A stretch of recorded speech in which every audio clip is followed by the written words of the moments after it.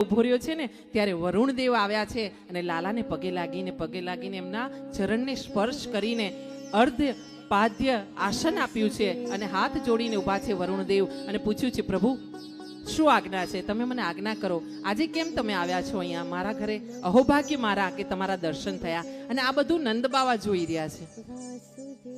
પ્રભુએ કીધું છે, નંદબાવા મારા પિતા છે, હા, એમને છોડી દો.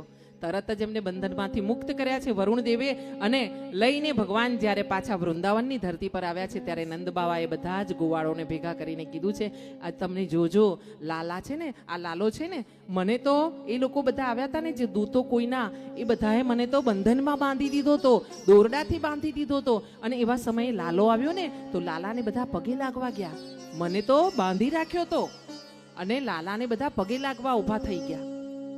ફરીથી ગોવાળોએ કીધું છે, લાલા માનનો માન, હા, પણ તું કે ભગવાનનો અવતાર છે, ભગવાન હસ્યા છે. અને કીધું છે, ભગવાનનો અવતાર હોતે ને તો માખણ ચોરી કરવા આવતે તમારી સાથે, હા, આ નદીમાં કૂદકા મારવા આવતે. તમે સમજો છો શું? હા, હું તમારા જેવો જ છું.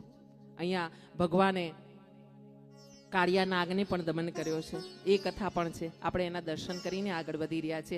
બન્યું છે એવું કે ના આ ગોવાળિયાઓ જે દર્શન કરીને આવ્યા હતા ભગવાનના, નંદ બાવાએ વાત કરી કે લાલાને બધા પગે લાગતા